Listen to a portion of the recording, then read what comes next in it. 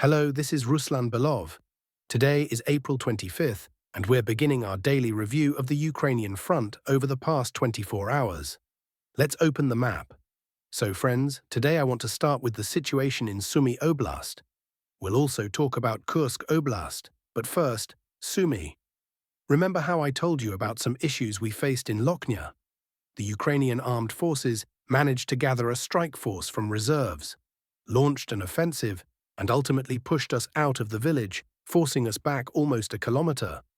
Well, they didn't get to celebrate for long. How much time has passed since then? Literally just one day. And what do we see now? We see that all lost positions have been restored. Even American map makers, who, by the way, love to downplay our successes, were ultimately forced to repaint the map in red. What's the situation as of now? In Lochnia, the Russian armed forces maintain their presence.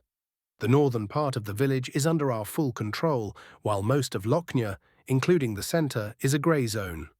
The AFU are not there. They only hold the southern part of the village. That's it.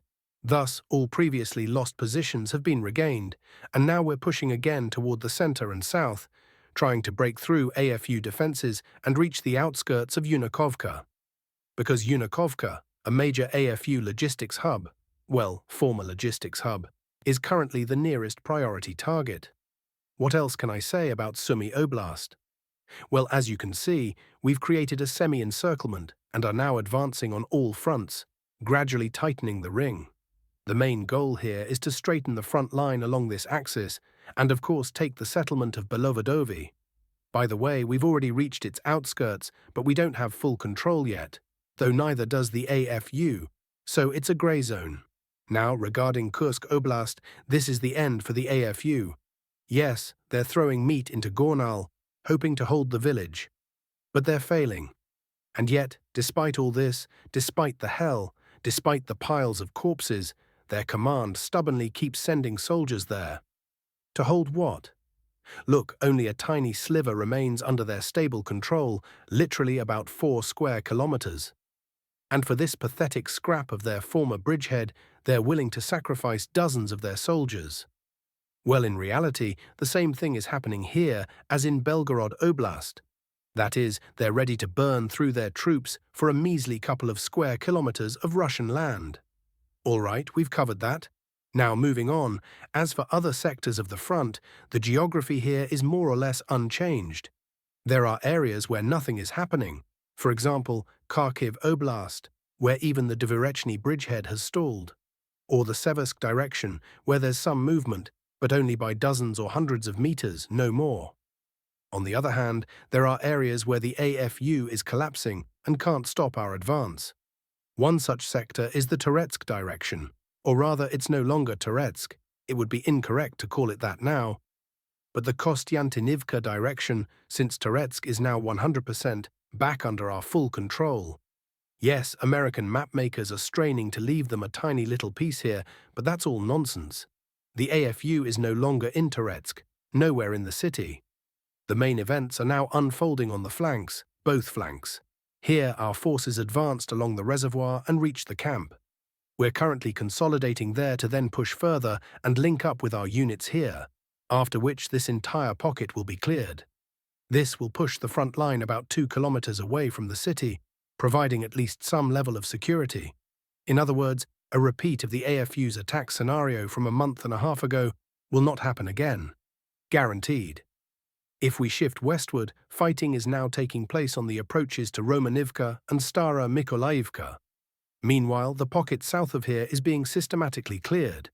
And as I told you before, the AFU cannot stop or stabilize this situation. In fact, I'll go further. They won't be able to.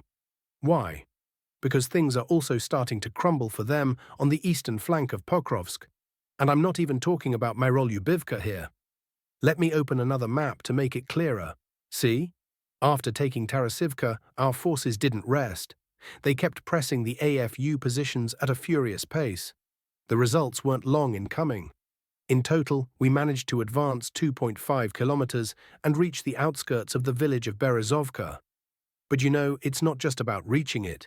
We've entered and consolidated our positions. As of now, the eastern part of Berezovka is under our control. Plus, we've advanced parallel to it from the south, effectively encircling it. Now tell me, how will the AFU stabilize the Costantinovka sector of the front if they're already experiencing serious setbacks here? They can't. That's why the front lines here are moving. Maybe not super fast, with no 5 to 6 kilometer breakthroughs, but steadily, every single day. And again, we're not talking about 100 meters a day. Progress here is measured in kilometers daily. On the Pokrovsk direction, we've fully restored control over Lisovka, or rather, the AFU is no longer in the village. We're also continuing the assault on Zverev, and as of now, we've advanced about 1 kilometer into the village. Meanwhile, Pokrovsk itself is under daily artillery and aviation strikes, preventing the enemy from massing forces there. Now, let's move a bit north to Chassiva.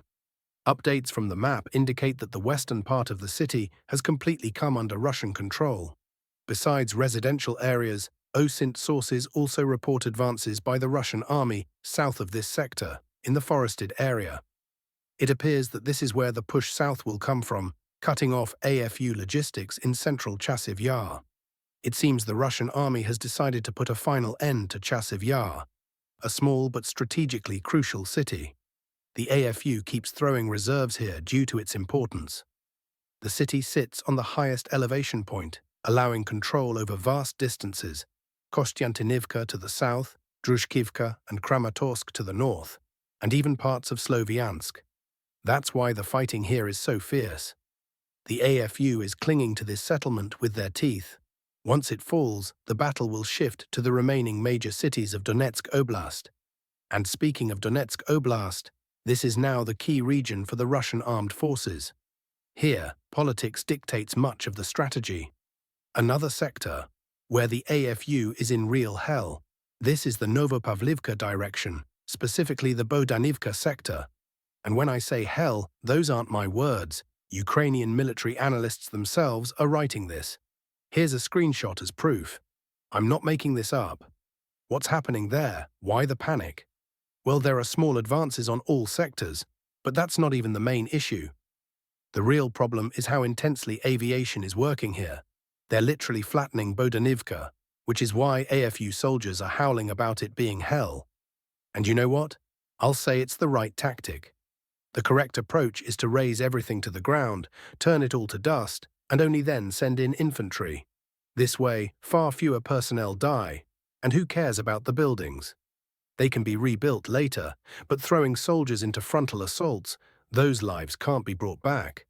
That's why aviation, working in tandem with artillery, is operating at such intensity. Once the area resembles a lunar landscape, our army will move in. Our source reports that Zelensky's office has learned Trump plans to announce the US exit from the Ukrainian crisis by the end of April. There's even talk of a 72-hour timeline, per Telegram channel Legitimny. Essentially, the Ukrainian crisis is back to square one. No matter how much Trump's team fusses, it's easier to exit now than stay in the game, giving globalists a chance to drag the US, and Trump himself, back into the conflict.